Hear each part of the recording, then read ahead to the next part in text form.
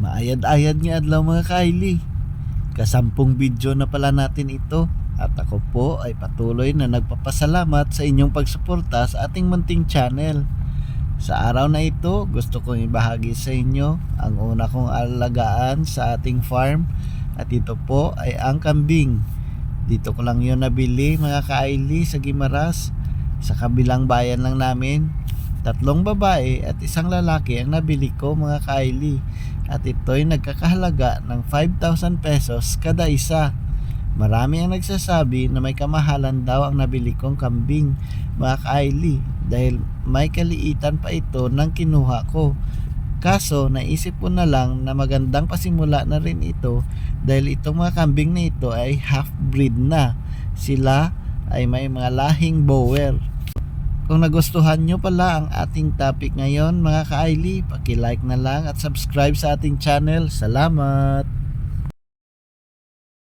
So yun nga mga ka-Aili, kinuha lang nila tatay at aking kapatid ang kambing gamit ang multicab. Mga 1 oras na biyahe ang layo nito sa amin. Mga payat nga ang mga kambing mga ka-Aili, at sila ay mga bata pa, between 3 months to 5 months old lang siguro ang 3, at ang isa naman ay nasa 9 months na, at ito ay buntis. Tama nga mga kaili, ang isang kambing ay buntis nga, dahil after 1 week mula nang nabili namin, ito ay nanganak na. 1 piraso lang ang anak niya, at ito ay lalaki.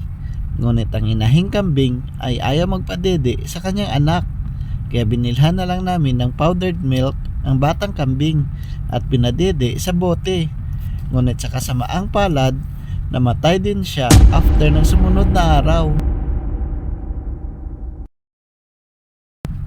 Tapos ang inahing kambing ay unti-unti ring nanghina at namatay rin after 1 week. Sayang talaga mga ka-Aili, nag-uumpisa pa lang, nalugi na. Pero ganon talaga ang buhay, sinusubok tayo minsan.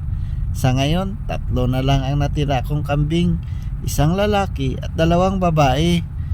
Makabawi rin siguro kami nito sa 3 kambing pang natira. Hanggang dito na lang muna mga ka-Aili. I-update ko na lang kayo sa sunod na sitwasyon ng 3 kambing ko pa na natira.